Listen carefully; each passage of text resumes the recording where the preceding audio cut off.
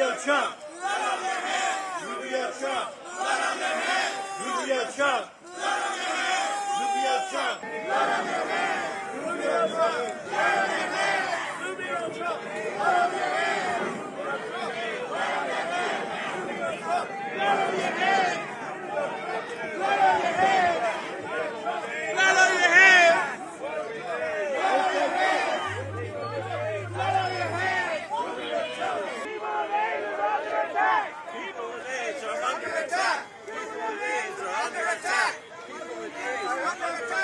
What do we do? What do we do? Hands off PEPFAR! Hands off PEPFAR! Hands off PEPFAR! Hands off PEPFAR! Hands off PEPFAR! Hands off PEPFAR! Hands off PEPFAR! Hands off PEPFAR! Hands off PEPFAR! What's going on right now? We're blocking an intersection to let Donald Trump and Secretary of State Rubio know that they need to let PEPFAR funding flow. Are you willing to be arrested? Of course, absolutely. People are dying for lack of treatment, so we're absolutely willing to get arrested to ensure that they get access to treatment that they really need.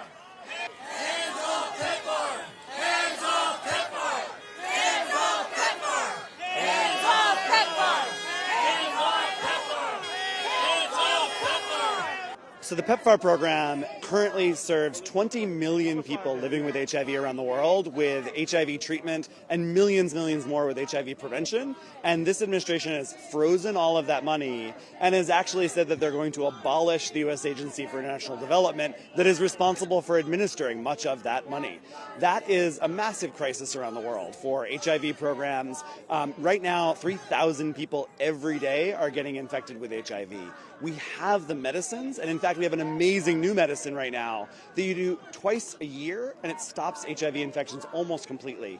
The PEPFAR program was about to roll that out around the world, and they've stopped all of that, and that is a huge crisis. Hands off PEPFAR! Hands off PEPFAR! Hands off PEPFAR! Hands off PEPFAR! Hands off PEPFAR! Hands off PEPFAR! PEPFAR saves lives! Rubio kills! PEPFAR saves lives! Rubio kills! PEPFAR saves lives! Rubio kills! PEPFAR saves lives! What they've done is completely illegal. Actually, Congress is the one that enacted a law creating PEPFAR. They're the ones that created the United States Agency for International Development. It's actually not up to Secretary Rubio, it's not up to the president, and it's certainly not up to Elon Musk to decide to destroy that, to abolish that. That's actually a clear violation of Article 1 of the Constitution that actually says it's up to Congress. The waivers that are happening are similarly kind of silly, right? They've decided to freeze aid on the one hand and give a waiver for some programs on the other, while also laying off or freezing or putting on leave all of the people who are supposed to disseminate those waivers. You know, programs around the world don't actually run based on headlines. They run based on legal documents. They've received a freeze order. They've received a stop work order. And so slowly some programs are reopening, but many others around the world are not. We just heard from colleagues in Botswana who have a complete hold and freeze on all of their programs, despite Secretary Rubio insisting that they don't. And so this is chaos. It's mass chaos, and it's costing lives already. I'm shocked to be back in the place we were 24 years ago, trying to convince the government that people around the world need support, that it isn't right to let someone die simply because of where they were born, that we all benefit when people living with HIV can continue to live, can reduce the risk of transmission, can reduce development of TB and also the spread of TB. I cannot believe that we have been thrown back in time.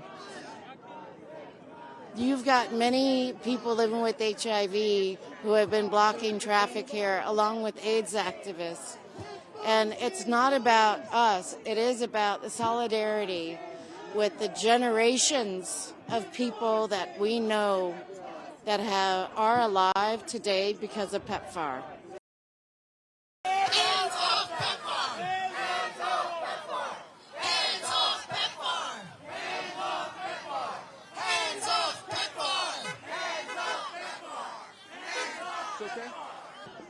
We've already seen what happens where if you privatize healthcare, then there will be cherry picking.